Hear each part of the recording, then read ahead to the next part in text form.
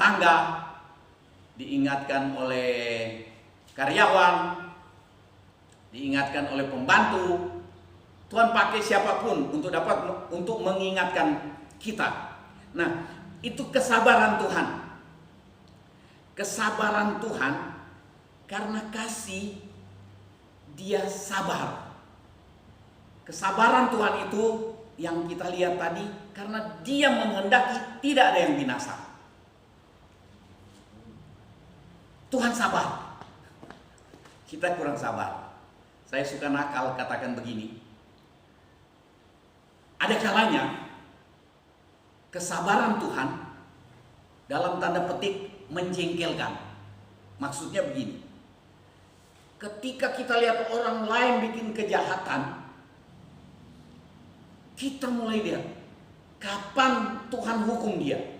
Kita tunggu-tunggu Tuhan tidak hukum-hukum. Kita mangkel. Tuhan kok terlalu panjang sabar. Kita anggap Tuhan terlalu.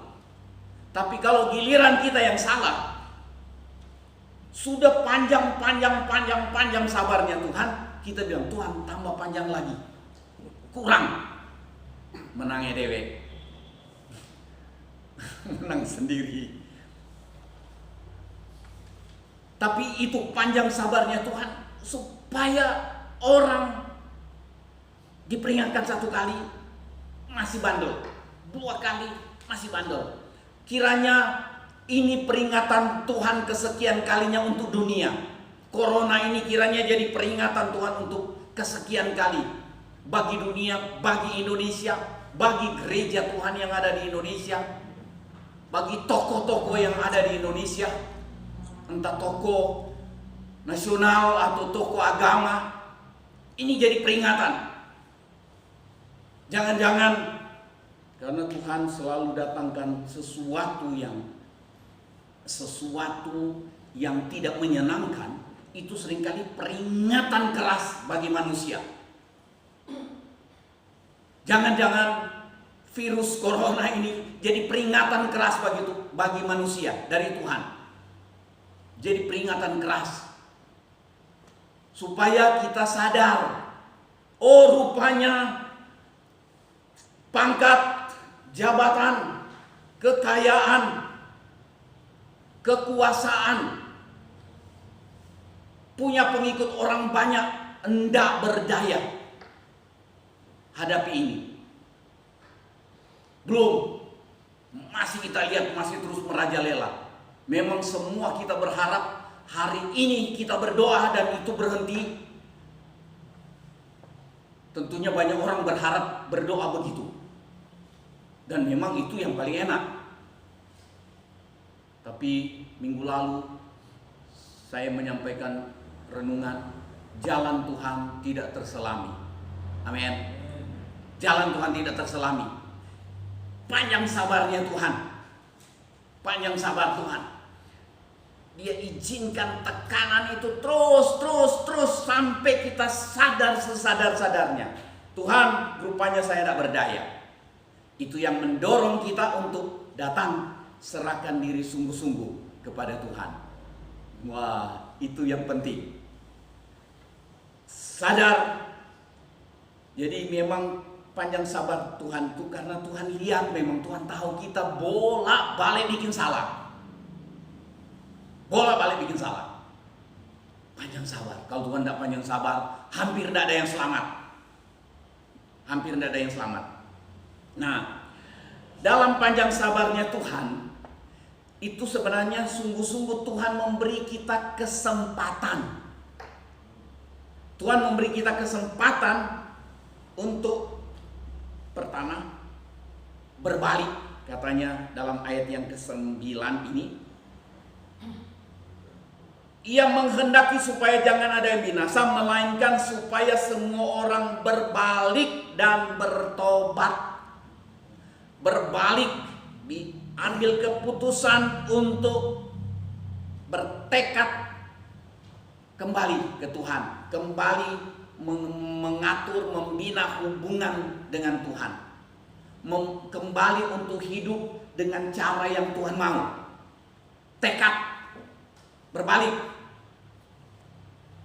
berbalik, bertobat. Bertobat, kata yang dipakai metanoia itu artinya pembaharuan pikiran. Berubah. Berubah itu cara berpikir. Balik kepada Tuhan, berubah cara berpikir. Rela terbuka untuk menerima pikiran Tuhan, bukan pikiran kita semata-mata. Nah, tujuan Tuhan supaya orang berbalik dan bertobat, supaya yang manusia dalam kesombongan. Saya ingat ada satu ayat di dalam, mundur satu lembar, dalam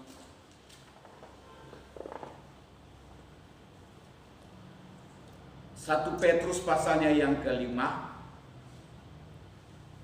Saya baca ayat 5 dan 6. Demikian jugalah kamu, hai orang muda, tunduklah kepada orang-orang yang tua, dan kamu semua rendahkanlah dirimu seorang terhadap yang lain, sebab Allah menentang orang yang congkak, orang sombong, tetapi mengasihani orang yang rendah hati.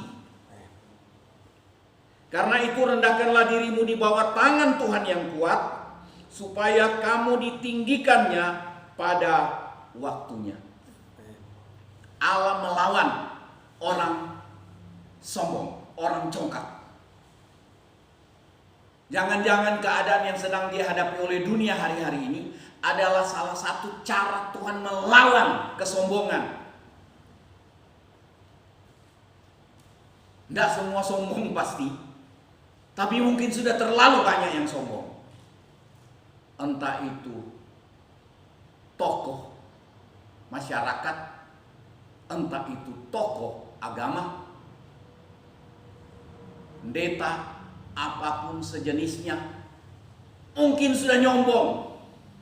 Di depan jemaat saya mampu sembunyikan, tapi di hadapan Tuhan tidak ada yang saya bisa sembunyikan. Jangan-jangan sudah sampai pada keadaan itu.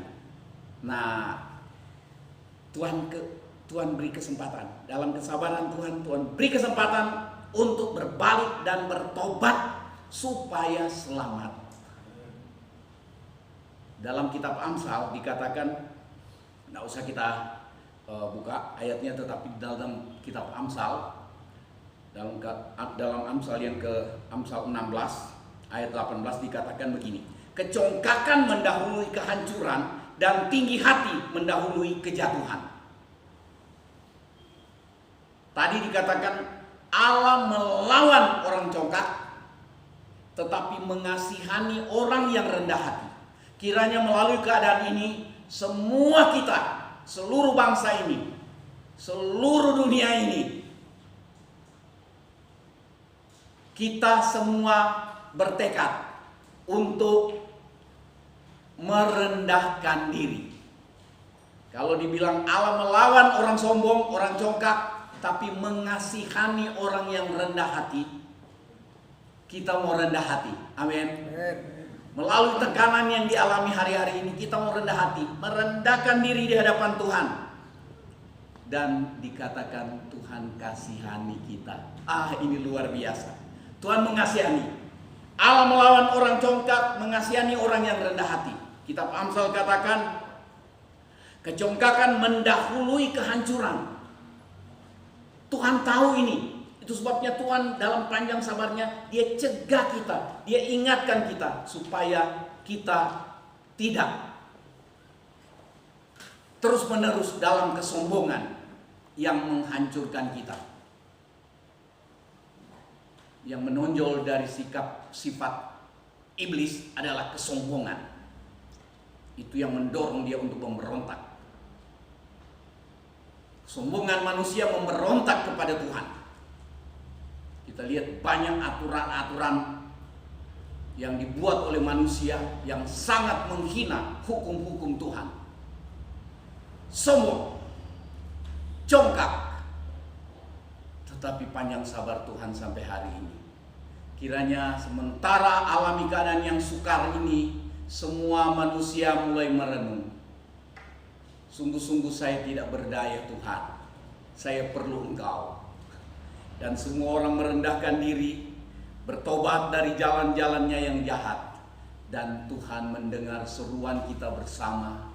Dalam kerendahan hati dan pertobatan, bersama-sama berseru, saya percaya Tuhan dengar seruan. Kita terharu lihat ada beberapa tempat, ada video yang orang kirimkan di jalan-jalan, orang berlutut dan berdoa. Ketika ada seorang penyanyi rohani yang sambil keliling dia menyanyikan nyanyian rohani, saya enggak tangkap lagunya apa, tetapi orang mulai dengar nyanyian itu, dia berlutut sementara dia jalan, dia berlutut di pinggir jalan dan dia mulai berseru kepada Tuhan. Dan kiranya hari-hari ini dalam kerendahan hati kita mulai berseru kepada Tuhan, memohon pengampunan.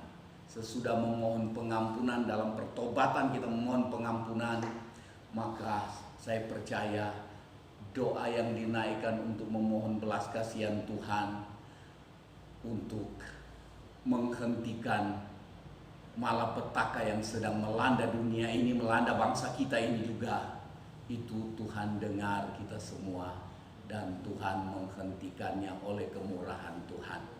Tuhan menghendaki tidak ada satu orang pun yang binasa, tetapi supaya semua berbalik dan bertobat dan diselamatkan.